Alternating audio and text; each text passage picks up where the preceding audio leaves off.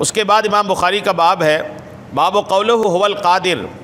حدثنا ابراہیم بن منذر قال حدثنا معن بن عیسیٰ قال حدثنا عبد الرحمن بن ابی الموالی قال سمعت محمد بن منقدر يحدث عبد الله بن حسن يقول اخبرني جابر بن عبد الله السلمي قال كان رسول الله يعلم اصحابه الاستخارة في الامور كلها كما يعلمهم سورة من القرآن۔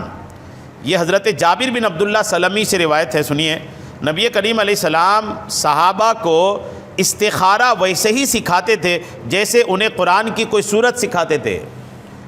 آقا کریم علیہ السلام صحابہ کو استخارہ کرنا سکھاتے تھے، اور کیسا سکھاتے تھے؟ جیسے قرآن پاک کی صورت سکھاتے تھے نا، یعنی جیسا قرآن سکھاتے تھے ویسا ہی نبی کریم صحابہ کو استخارہ سکھاتے تھے۔ استخارہ کرنا چاہیے، کوئی کام ہو، کوئی معاملہ ہو، استخارہ کرنا چاہیے۔ نبی کریم کے بارے میں صحابہ کیا کہہ رہے ہیں، سنیے، کہ جس طرح حضور صحابہ کو قرآن سکھاتے تھے نا ویسے استخارہ سکھاتے تھے۔ اور کیا کہتے تھے استخارہ سکھاتے وقت؟ استخارہ جب کرانا ہوتا تھا نا تو حضور فرماتے کہ سنو، آقا فرماتے اذا ہم احدکم بالامر، جب تم میں سے کوئی کسی بات کا ارادہ کرے، کوئی کام کا، کوئی دھندے کا، کوئی معاملے کا، کہیں جانے آنے کا، شادی بیاہ کا، کسی بھی چیز کا ارادہ کرے، آقا نے فرمایا جب کسی چیز کا ارادہ کرو فلیرکع رکعتین، فرماتے 2 رکعت نماز پڑھو، من غیر الفریضہ، نفل نماز، فرض نہیں، 2 رکعت نفل پڑھیں، اور اس کے بعد ثم لیقل، پھر کہے، دعا ہے اس کے بعد کیا پڑھنا ہے؟ اللہم انی استخیرک بعلمک واستقدرک بقدرتک واسألک من فضلک فانک تقدر ولا اقدر وتعلم ولا اعلم وانت علام الغیوب اللہم فان کنت تعلم ھذا الامر، یہاں وہ نام لے کے جس چیز کا کام ہے، پھر یسمیہ بعینہ خیرا لی فی عاجل امری وآجلہ قال او فی دینی ومعاشی وعاقبت امری فعقیدوہ لی ویسرہ لی ثم بارک لی فیہ اللہم وان کنت تعلم انہ شر لی فی دینی ومعاشی وعاقبت امری او قال فی عاجل امری وآجلہ فاصرفنی عنہ واقدر الی الخیر حیث کان ثم ردینی بہ۔ یہ دعا ہے۔ اب یہ دعا ہو گئی تو بڑی، تو یہ بار شریعت وغیرہ میں لکھی ہے، اور یہ لکھی ہے، اب یہ بھی ضروری نہیں کہ اس کو آپ کو یاد کر کے ہی پڑھنا ہے، دیکھ کر کے بھی پڑھ سکتے ہیں۔ اچھا اب یہ ہے تو عربی، اگر دیکھ کے بھی نہیں پڑھ پائے نا تو یہ بھی علماء نے آسانی کیا ہے کہ یہ دعا جو میں آپ کو ترجمہ سنا دیتا ہوں، ترجمہ سن لیجئے گا تو آپ کو سمجھ آ جائے گا آپ کو دعا میں مانگنا کیا ہے۔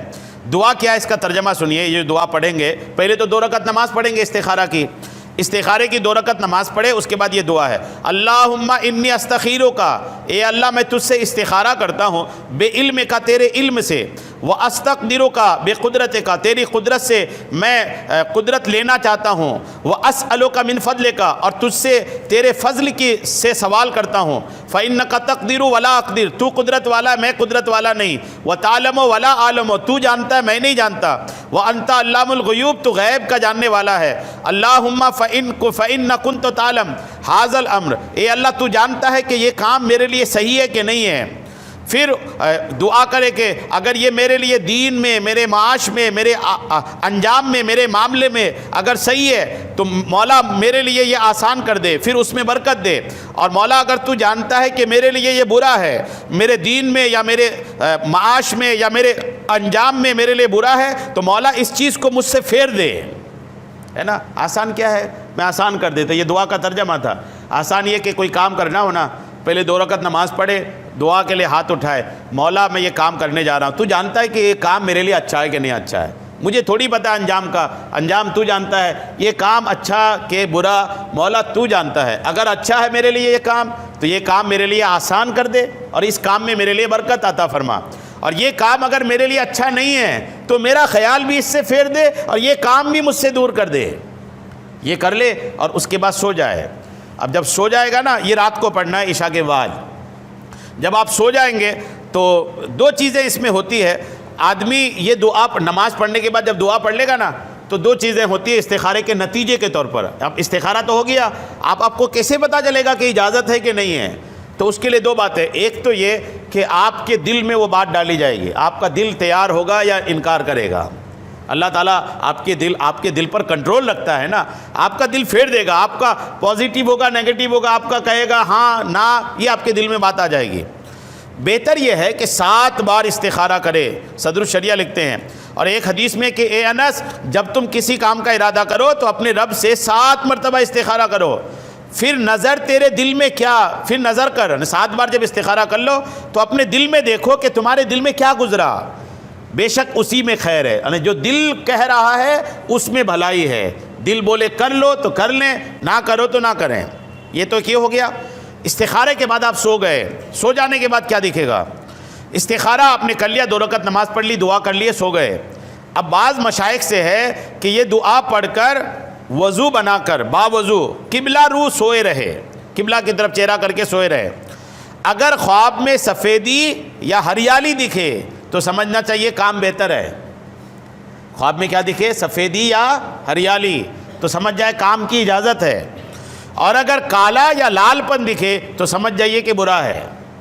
اگر کالا کچھ کلر دکھا, کالی چیز دیکھی, کچھ بھی کالا دکھا تو سمجھ جائیے منع کیا جا رہا ہے. یا سرخ چیز دیکھے تو بھی یہ ہے کہ وہ منع کیا گیا ہے.